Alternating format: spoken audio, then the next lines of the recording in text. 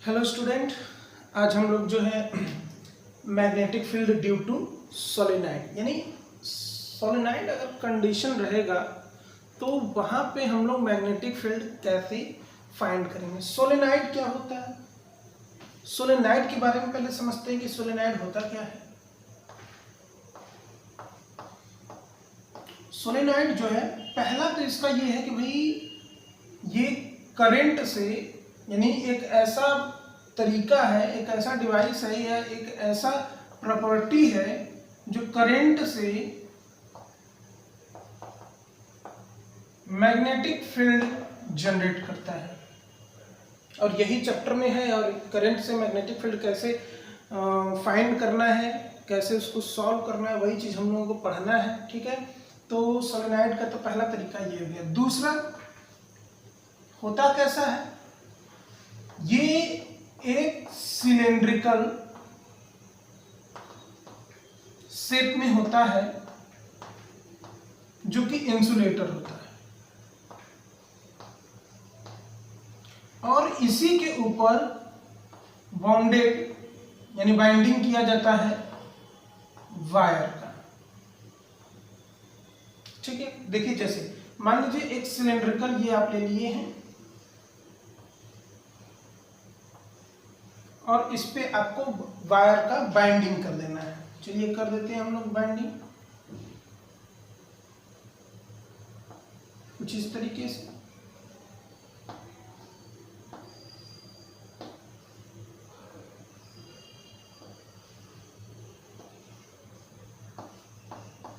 जी हाँ, इसको बनाने का पर्पज क्या है। सबसे पहली बात ये कि इसको बनाने का पर्पज है क्या। पहली बात कि अगर वायर है ये, तो अगर हम डायरेक्ट केवल इतना वायर लेते हैं तो वायर छोटा हो जाए, लेकिन अगर इसको हम लपेटते हुए आगे बढ़ेंगे तो यहाँ पे वायर जो होता है वो लार्ज होता है। ठीक ना, जब लार्ज होगा तो मैग्नेटिक फील्ड भी यहाँ पे क्या हो जाएगा, लार्ज जनरेट होगा। और कैसे मैग्नेटिक फील्ड जनरेट होता है, कैसे करंट फ्लो होता है, उसके बारे में भी हम लोग बात करेंगे। सबसे पहले हम इसको टर्न को समझते हैं। जैसे मान लीजिए कि अगर हम एक बार, ये क्या होता है, एक सर्कल के फॉर्म में लपेटा गया है, तो जब सर्कल के फॉर्म में इस तरीके से लपेटा गया तो इसका कोई ना कोई क्या होगा, एक रेडियस होगा आर। यानी इसका जो पूरे वायर का अगर लेंथ हमको निकालना है कि इस सिलेंड्रिकल शेप पे कितना वायर लपेटा गया है, कितने दूर तक लपेटा गया है, ठीक ना, तो वो निकालना। तो पहले एक का निकाल लीजिए। एक का क्या हो जाएगा, 2 पाई आर, एक का। उसी तरीके से इसका भी 2 पाई आर, इसका भी 2 पाई आर, इसका भी 2 पाई आर, सबका 2 पाई आर ही होगा। कहां तक होगा, मान लेते हैं इनफाइनाइट एन तक होगा, 2 पाई आर। ठीक है, तो यहाँ पे जब लेंथ निकालेंगे तो हम मल्टीप्लाई क्या करेंगे, 2 पाई आर एन। आपको पता करना पड़ेगा कि कितने नंबर ऑफ टर्न्स हैं और एक सर्कल जो बन रहा है उसका रेडियस क्या है। या तो आप इस सिलेंड्रिकल का रेडियस निकालेंगे तब भी पता चल जाएगा। ठीक है, तो लेंथ तो पता हो गया। अब मैग्नेटिक फील्ड निकालते हैं हम लोग। देखते हैं कि मैग्नेटिक फील्ड कैसे निकाला जाता है, कैसे इसको सॉल्व किया जाता है। बहुत इजी तरीके से हम लोग इसको समझने का कोशिश करेंगे और बहुत इजी है भी। सोलेनाइड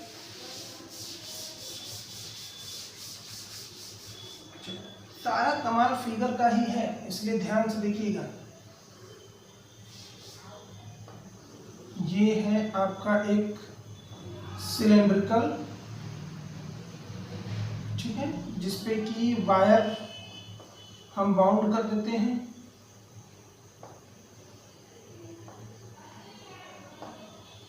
कुछ इस तरीके से,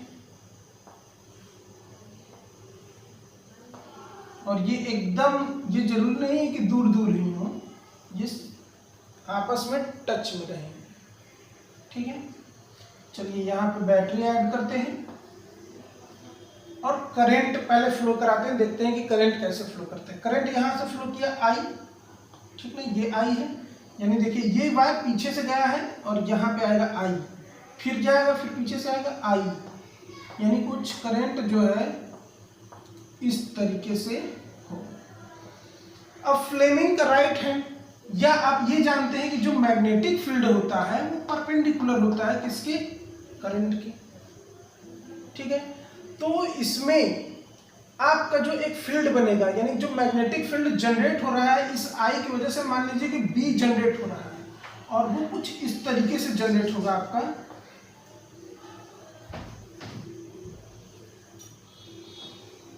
ये रीजन।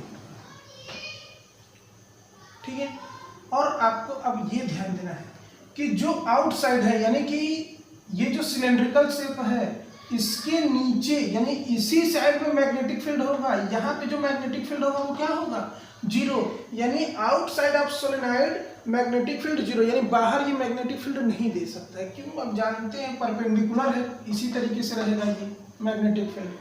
ठीक है, तो यहाँ पे मैग्नेटिक फील्ड जीरो होगा, लेकिन यहाँ पे मैग्नेटिक फील्ड जीरो नहीं होगा, और यही हमको निकालना है। कैसे निकालना है वो देखिए, मान लीजिए ये P है, ये Q है, ये R है और ये S है। करंट इस तरीके से आ रहा है। ठीक है, निकालते हैं। देखिए सबसे पहले करना क्या है, आप इंटीग्रेशन लीजिए, BDL लीजिए और इंटीग्रेट कर लीजिए। तो पूरा इंटीग्रेट करना है, हम एक एक लाइन को इंटीग्रेट करते हुए चलेंगे। तो कितने लाइन है ये देखिए, एकदम तरीका देखिए, step by step. PQ, QR, RS और SP। ठीक है, तो देखिए कैसे हो जाएगा, इक्वल टू इंटीग्रेशन BDL, 4 बार लिख लीजिए इसको, BDL, BDL, BDL। ठीक है, कहां से कहां तक, P से लेके Q तक, फिर उसके बाद Q से लेके R तक, फिर R से लेके S तक, फिर S से लेके P तक। यानी कि इतने लेंथ का, ये क्या है, लेंथ है ना, तो हम लेंथ का इंटीग्रेशन करते हुए चलेंगे, एरिया का इंटीग्रेशन नहीं कर सकते, इसलिए एक एक लेंथ को पकड़ते हुए चल रहे हैं। तो यहाँ पे देखिए जो P से यस है, सॉरी जो SR है, यानी ये वाला R से यस जो है, यहाँ पे मैग्नेटिक फील्ड आपका क्या है, जीरो है, क्योंकि ये आउटसाइड है। ये वाला क्या है, आउटसाइड है, आउटसाइड है, तो इसलिए ये क्या हो गया, जीरो हो गया। ठीक है, दूसरा, अब देखिए ये डॉट प्रोडक्ट है भाई, डॉट प्रोडक्ट होता है तो cos थीटा यूज होता है, यानी इसको हम लोग लिख सकते हैं इंटीग्रेशन P से लेके Q तक BDL cos, देखिए P से Q है, P से Q है यहाँ पे, ठीक ना, तो कितना आ जाएगा P से Q, 0 डिग्री। ठीक है, प्लस Q से R BDL cos, Q से R क्या है भाई, 90 डिग्री। Q से R क्या है, 90 डिग्री, तो यहाँ पे लिख देंगे 90 डिग्री, प्लस ये वाला तो जीरो हो गया क्योंकि आउटसाइड है। ये वाला बात करते हैं, S से लेके P तक BDL, P से S, P से S, ये भी क्या है, परपेंडिकुलर है, cos 90 डिग्री। ठीक है, तो cos 90 का जो वैल्यू होता है वो जीरो होता है, यानी ये सब खत्म हो गया। बस बचा क्या, बचा आपका BDL is equal to cos 0 का value 1,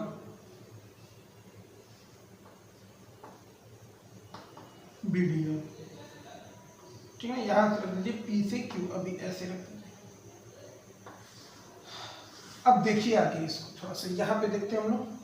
BDL according two ampere circuit law, ampere circuit law में क्या बोला गया भाई कि जो BDL होता है वो तो म्यू नॉट I होता है, तो रख दीजिए इसकी जगह म्यू नॉट I, इसकी जगह ये वैल्यू रख दीजिए BDL।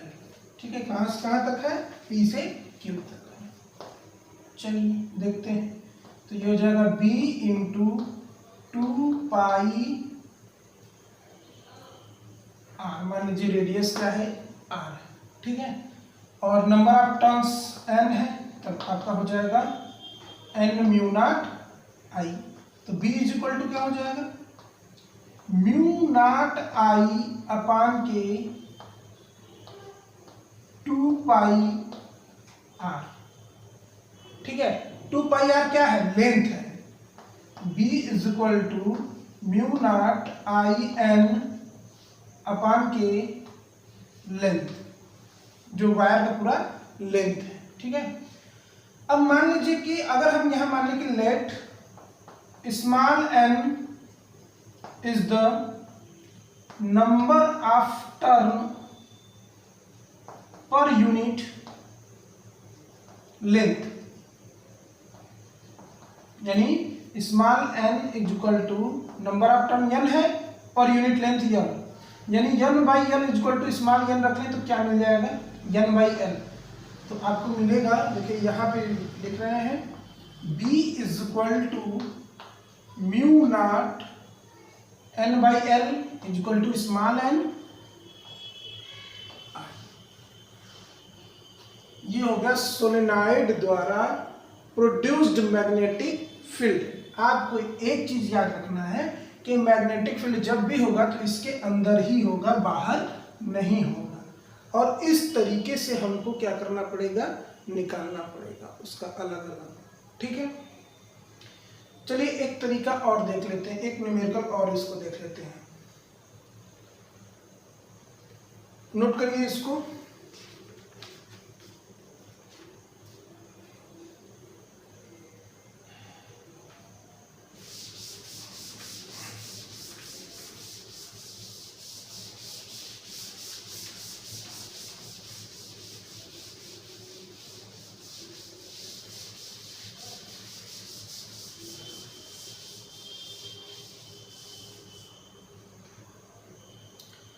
जैसे आपसे बोल दिया जाए कि एक सोलेनॉइड है,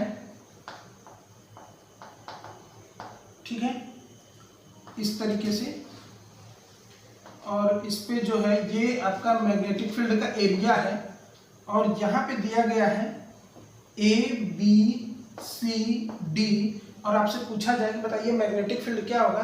तो पहले आप देखिए लेंथ कितना यूज हुआ है, 1 2 3 4। ठीक है, तो आपको करना क्या है, सीधे BDL इज इक्वल टू ए से बी BDL, ठीक है, प्लस बी से सी BDL, प्लस सी से डी BDL, फिर डी से ए BDL। ठीक है, अब ये सब डॉट प्रोडक्ट है, तो डॉट प्रोडक्ट है तो cos थीटा यूज होगा। तो देख लीजिए कौन कौन सा है। पहले तो C और D वाले में तो नहीं होगा, सी डी कहाँ है, ये इस वाले में कर नहीं होगा मैग्नेटिक फील्ड, इसको एकदम हटा दीजिए। कौन परपेंडिकुलर है, A से D और B से C। A से D ये परपेंडिकुलर है आपका 90 डिग्री वाला, और B से C ये भी आपका परपेंडिकुलर है 90 डिग्री वाला, यानी ये तीनों क्या हो गए, जीरो हो गया। मिला क्या, इसके इक्वल टू होता है mu naught N I equal to, ये आपका हो जाएगा बी इंटू 2 पाई आर, या इसको डायरेक्ट यल लिख सकते हैं। कहाँ से कहाँ तक भाई, ए से लेके सकते हैं। देखिए अब लिमिट रख भी सकते हैं, अगर क्वेश्चन के अकॉर्डिंग लिमिट अगर दिया है तो लिमिट आप रख सकते हैं, और यहाँ पे लिख सकते हैं B upper limit minus lower limit. लेकिन ध्यान रखिएगा कि ये B और A आपका क्या है, एक तरीके से सरकमफ्रेंस ही है, L ही है। तो आप इसको इस तरीके से चेंज कर दीजिए, 2 पाई R कर दीजिए, और यहाँ कर दीजिए A, और यहाँ कर दीजिए B। अब देखिए क्या हो जाएगा, mu naught N I equal to B upon के 2 pi B minus 2 pi A, एक बार B एक बार A रखेंगे। इस तरीके से भी आप क्या कर सकते हैं, सॉल्व कर सकते हैं। ठीक है, चलिए क्वेश्चन देखते हैं, इसमें और अच्छे से क्लियर होगा क्वेश्चन पे।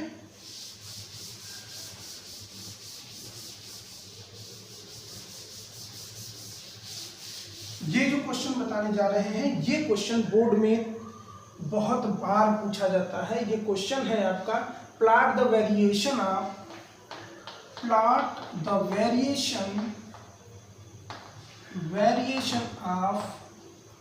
Vector B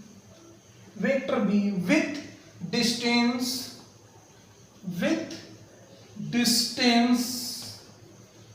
distance for a solenoid। ठीक है, सॉल्यूशन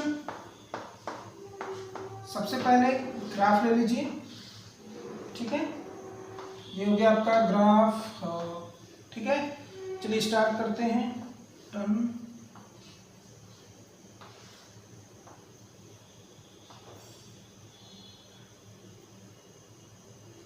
इसका ग्राफ कुछ इस तरीके से बनेगा। ये जो होता है ये आपका होता है मैग्नेटिक फील्ड, जो कि आया है mu naught N I. N जो है आपका है कैपिटल एन बाई एल और एल आपका है 2 पाई आर। ठीक है, ये जो होता है इसको बोलते हैं and point, magnetic field and point. ठीक है, तो कभी कभी न्यूमेरिकल में पूछ देता है कि बताइए एंड पॉइंट पे मैग्नेटिक फील्ड कितना होगा। मिलाइए इसको, देखिए तो इसी लाइन पे है, इस लाइन पे चलते हैं तो ये लाइन यहाँ पे आया और ये क्या होता है, ये आपका 0 है, ये आपका b है, तो ये आपका होगा b/2। यानी कि जब आपसे b एंड पे पूछेगा तो आप लगाएंगे b/2 फार्मूला। और b जो होता है आपका फार्मूला होता है म्यू नॉट एन आई अपान के 2। n बताइए क्या है, वहां से देख लीजिएगा। तो इस तरीके से एंड पॉइंट पे मैग्नेटिक फील्ड निकाला जाता है। तो ये तो कैरेक्टरिस्टिक हो गया, ये बहुत बार पूछा जाता है। अब एक कैलकुलेशन वाला न्यूमेरिकल देखते हैं।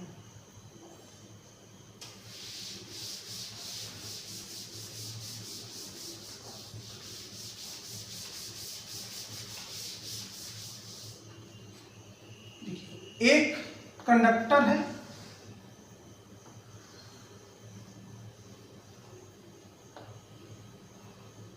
ठीक है, जिसमें कि 2 एम्पियर करंट फ्लो कराया जा रहा है। ठीक है, इसका जो रेडियस है कैपिटल आर वो है आपका 4 सेंटीमीटर और बोला जा रहा है कि इस सेंटर से 3 सेंटीमीटर दूरी पर आपको एक पी पॉइंट मिलेगा। इसी पी पॉइंट पे आपको मैग्नेटिक फील्ड फाइंड करना है। ठीक है, कैसे करते हैं, यहां का एरिया क्या होगा, पाई आर स्क्वायर होगा और यहां से यहां तक का रेडियस अगर स्मॉल आर मान लें तो यहां के लिए जो रेडियस होगा वो होगा, एरिया होगा वो पाई आर स्क्वायर। ठीक है, तो पाई आर स्क्वायर के लिए करंट कितना है, 2 एम्पियर है। पाई आर स्क्वायर के लिए करंट कितना है पहले ये फाइंड कर लीजिए, क्योंकि हमको यहां तक मैग्नेटिक फील्ड निकालना है तो पहले हमको ये पता करना पड़ेगा भाई करंट कितना है। तो करंट भाई 2 है अपान के पाई आर स्क्वायर, यही वाला आपका करंट होगा। ठीक ना, यहां तक के लिए तो करिए, तो पाई से पाई कैंसिल, 2 इंटू आर का वैल्यू कितना है 3, 9 हो गया, अपान कैपिटल आर का वैल्यू कितना है 4, स्क्वायर कितना हो जाएगा 16, कैंसिल 8/9/8 एम्पियर। ये आपका है। अब मैग्नेटिक फील्ड निकालिए। मैग्नेटिक फील्ड का formula mu nought BdL equal to mu not I. अब ध्यान दीजिएगा कि ये जो बी है आप निकाल रहे हैं, किसके लिए निकाल रहे हैं, इस रेडियस के लिए निकाल रहे हैं, यानी कि ये वाला लेंथ है और इस लेंथ का क्या होगा 2 पाई स्मॉल आर माने हैं तो स्मॉल आर रखेंगे। ठीक है, ये ध्यान दीजिएगा। तो B इज इक्वल टू आपका हो जाएगा म्यू नॉट आई अपान के DL का 2 पाई आर। वैल्यू रखिए, B is equal to mu naught का वैल्यू रखिए, पहले म्यू नॉट का वैल्यू कितना है 4 pi into 10⁻⁷ I 9/8 upon 2 pi R कितना है, R देखिए कितना है 3 सेंटीमीटर है ना, तो 3 सेंटीमीटर को पहले आप क्या कर लीजिए मीटर में कन्वर्ट कर लीजिए, तो R = 3 इंटू 10⁻⁻² मीटर हो जाएगा। तो यहाँ लिख दीजिए 3 इंटू 10⁻⁻² इंटू 8। सॉल्व करते हैं इसको, पाई से पाई कैंसिल, 2 गया,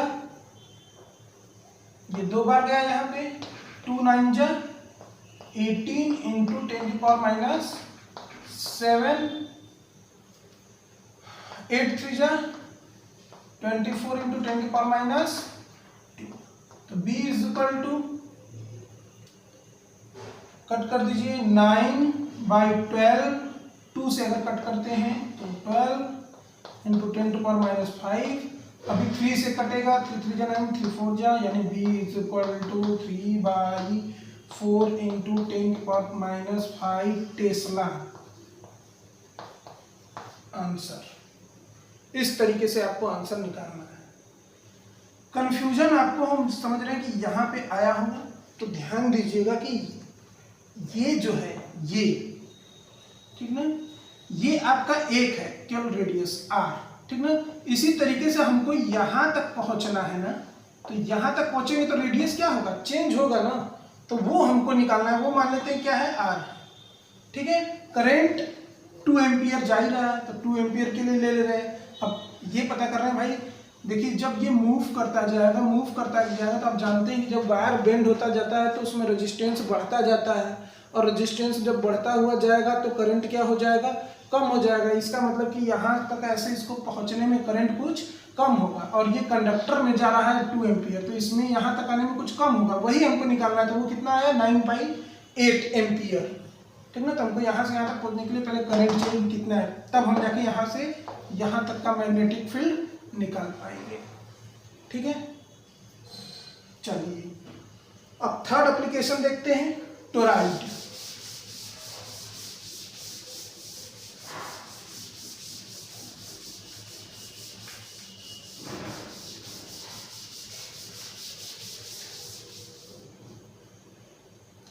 थर्ड है आपका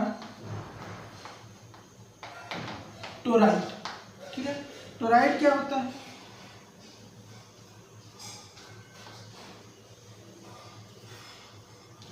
जैसे उसमें सिलेंड्रिकल इंसुलेटर होता था, इसमें सर्कुलर या बैंगल शेप का इंसुलेटर होगा मटेरियल, ठीक है। चलिए अब यहाँ पे जो है हम लोग इस पे लपेटते हैं वायर।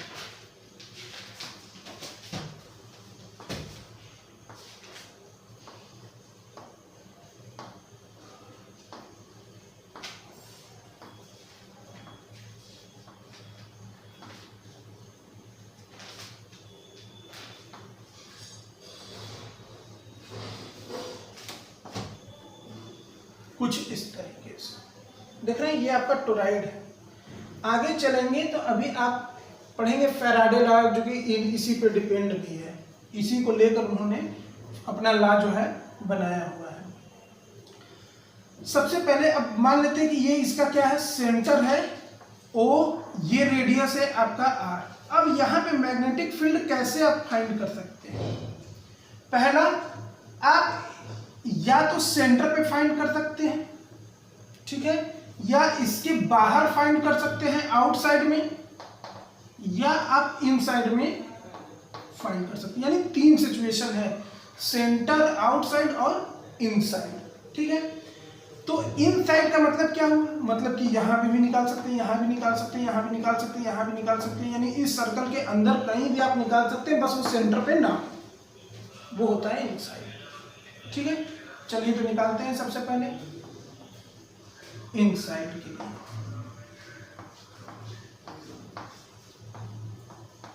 ठीक है। इनसाइड के लिए मैग्नेटिक फील्ड निकालिए, देखिए क्या होता है। जब इनसाइड के लिए आप निकालेंगे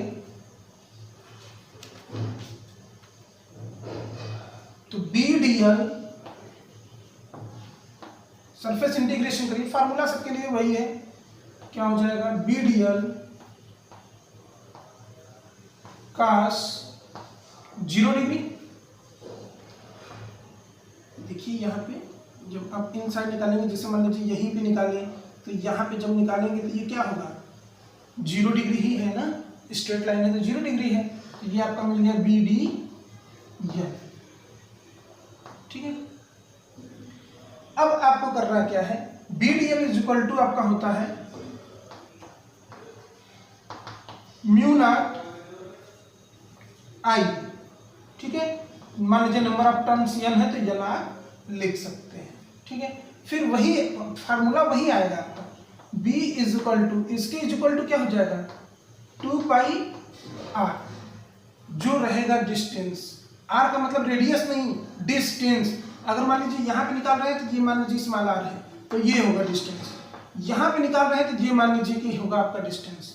ठीक है ना, यानी जो डिस्टेंस जिस पॉइंट पे आपको मैग्नेटिक फील्ड निकालना है वो डिस्टेंस है 2 पाई आपका r है।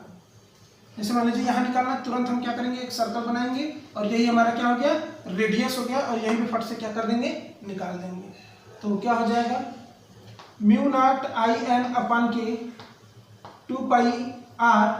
ठीक है, और इसको वही लिख सकते हैं म्यू नॉट IN अपान के L हो सकता है, ये 2 पाई r L होता है, तो B इज इक्वल टू आपको क्या मिल गया म्यू नॉट NI, क्योंकि N/L जो है वो आपका क्या है N है, number of turn per unit length. तो ये तो इनसाइड का हो गया। आउटसाइड मैग्नेटिक करंट है ही नहीं, तो आउटसाइड हमेशा क्या होगा 0 होगा, आउटसाइड क्या होगा हमेशा 0 होगा।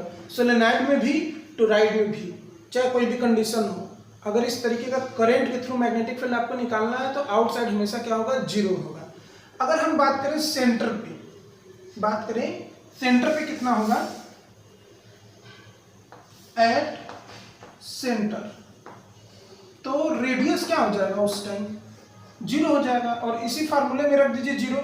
तो जब आप यहाँ पे 0 रखेंगे तो B इज इक्वल टू आपको क्या मिलेगा 0, क्योंकि रेडियस है ही नहीं, डिस्टेंस है ही नहीं, तो कहाँ से निकलेगा मैग्नेटिक फील्ड 0 हो जाएगा।